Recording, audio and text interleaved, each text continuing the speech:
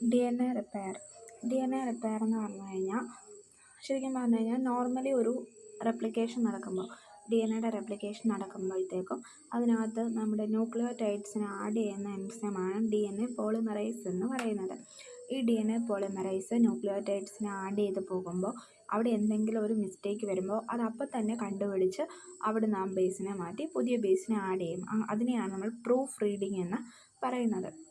അപ്പോൾ DNA polymerise തന്നെ എന്തെങ്കിലും തെറ്റുണ്ടെങ്കിൽ അത് കണ്ടുപിടിച്ച് അപ്പോൾ തന്നെ അത് മാറ്റി അങ്ങ് അതിലെ അടുത്ത ന്യൂക്ലിയോടൈഡ്സിനെ പ്രൊഡ്യൂസ് ചെയ്ത് അങ്ങനെ സ്ട്രാൻഡ് സിന്തസൈസ് ചെയ്യും. അങ്ങനെ പോകും. ഇനി ചില ടൈമിൽ ഈ ഒരു പ്രൂഫ് റീഡിങ് കൊണ്ട് മാത്രം മിസ്റ്റേക്സുകൾ കണ്ടുപിടിക്കാൻ പറ്റാതെ വരുന്നു. എന്നിട്ട് അങ്ങനെയുള്ള മിസ്റ്റേക്കുകളെ മാറ്റാൻ വേണ്ടിയിട്ട് ഈ കോളയിൽ മറ്റ് റിപ്പയർ മെക്കാനിസംസ് യൂസ് ചെയ്യാറുണ്ട്. ഓക്കെ, അതിൽ വരുന്നതാണ് mismatch repair, excision repair, direct repair, recombinational repair and source response എന്ന് പറയുന്നത്. ഓക്കെ, അതിൽ ഫസ്റ്റ് വണ്ണാണ് മിസ്മാച്ച് റിപ്പയർ എന്ന് പറയുന്നത്. ഈ മിസ്മാച്ച് റിപ്പയർ എന്ന് പറയുമ്പോൾ DNA റെപ്ലിക്കേറ്റ് ചെയ്തു. ഓക്കെ, ഇതാണ് അതിൻ്റെ സ്ട്രക്ചർ. മിസ്മാച്ച് റിപ്പയറിൻ്റെ സ്ട്രക്ചർ ഇതാണ്. DNA റെപ്ലിക്കേറ്റ് ചെയ്തു, ഡബിൾ സ്റ്റാൻഡേർഡ് ആയിട്ടുള്ള DNA ഫോം ചെയ്തു. ഇനി അതിൽ ഒരു മിസ്റ്റേക്ക് ഉണ്ട്. ഇൻകറക്റ്റ് ആയിട്ടുള്ള ബേസ് കണ്ടോ, TG. ശരിക്കും ആ ഗ്വാനിൻ ബേസിനോട് ആരാണ് വരേണ്ടത്? സൈറ്റോസിനാണ് വരേണ്ടത്.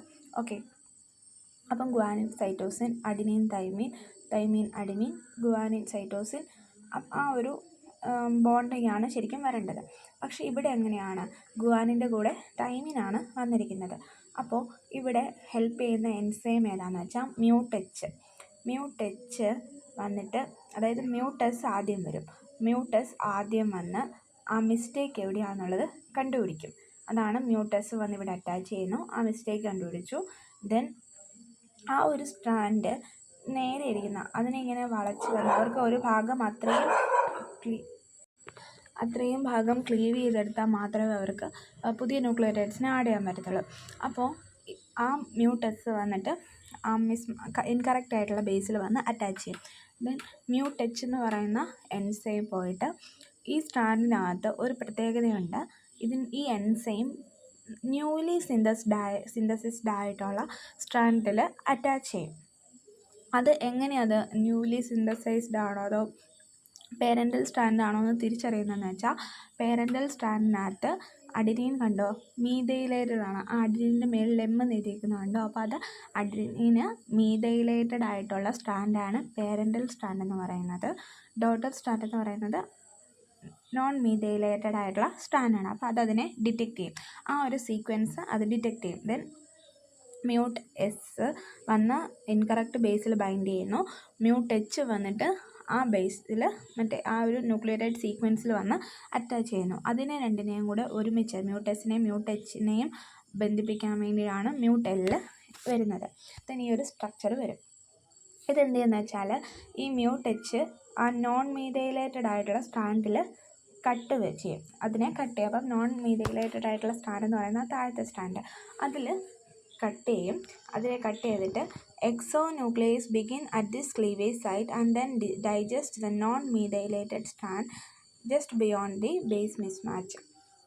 എന്നിട്ട് ഈ ബേസിൽ മിസ്മാച്ച് ആയിട്ടുള്ള ഭാഗം ഉണ്ടല്ലോ, അതായത് ഈ TG എന്ന് പറയുന്ന അതിൻ്റെ ഒരു സൈഡ് ഭാഗത്തുള്ള നോൺ മീഥൈലേറ്റഡ് ആയിട്ടുള്ള സ്ട്രാൻഡ് വരെ, അവിടെ അത്രയും ഭാഗം വരെ അതെന്ത് ചെയ്യും, കട്ട് ചെയ്ത് അവിടെ നിന്ന് അത് ഫുള്ളായിട്ട് റിമൂവ് ചെയ്ത് മാറ്റി കഴിയുമ്പോഴത്തേക്കും ആ മ്യൂട്ട് എച്ച് അവിടെ ആ ഒരു സൈറ്റ് ക്ലീവ് ചെയ്തു, അത്രയും ഭാഗം അവിടെ നിന്ന് റിമൂവ് ചെയ്ത് മാറ്റി. ഇനി ആ ക്ലീവ് ചെയ്ത ഭാഗത്തേക്ക് DNA പോളിമറൈസ് എൻസൈം വരും. ആ DNA പോളിമറൈസ് എൻസൈം വന്നിട്ട് അവിടെ എന്ത് ചെയ്യും, അവിടെ വേണ്ട ന്യൂക്ലിയോടൈഡ്സിനെ സിന്തസൈസ് ചെയ്യാനായിട്ട് തുടങ്ങും. അങ്ങനെ സിന്തസൈസ് ചെയ്ത് പുതിയൊരു സ്ട്രാൻഡ് പ്രൊഡ്യൂസ് ചെയ്യും. ദെൻ അങ്ങനെ ഒരു സ്ട്രാൻഡ് പ്രൊഡ്യൂസ് ചെയ്യും. അപ്പോൾ അവിടെ ഒരു നിക്ക് ഉണ്ടാവും, ഒരു ഗ്യാപ്പ് ഉണ്ടാവും. അതിനെ DNA ലിഗേസ് വന്നിട്ട് സീൽ ചെയ്യും.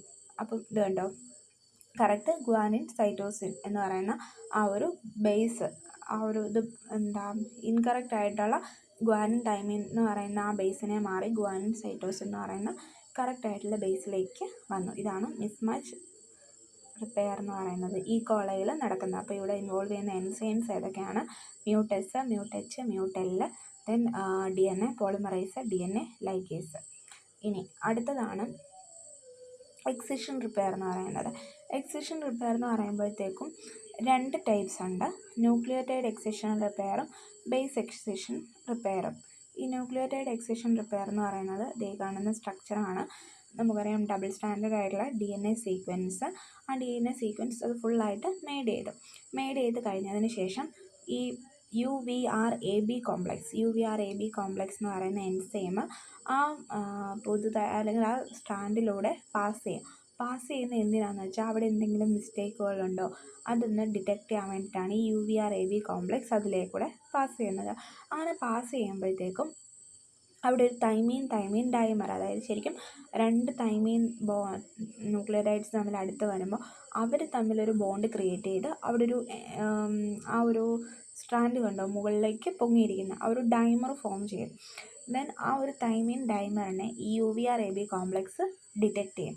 അത് അവിടെ ഡിറ്റക്റ്റ് ചെയ്ത് കഴിയുമ്പോൾ അവർക്കതിനെ അവിടുന്ന് റിമൂവ് ചെയ്യണം. ദെൻ ഡിറ്റക്റ്റ് ചെയ്ത് കഴിഞ്ഞ് ഈ ഒരു മിസ്റ്റേക്ക് കണ്ടുപിടിച്ച് കഴിയുമ്പോഴത്തേക്കും ആ UVRAB കോംപ്ലക്സിലെ അവിടെ നിന്ന് റിമൂവ് ആയിപ്പോകും. UVRA റിമൂവ് ആയിപ്പോകും. B അവിടെ കാണും. എന്നിട്ട് ആ Bയിലേക്ക് UVRC വന്നിട്ട് അറ്റാച്ച് ചെയ്യും.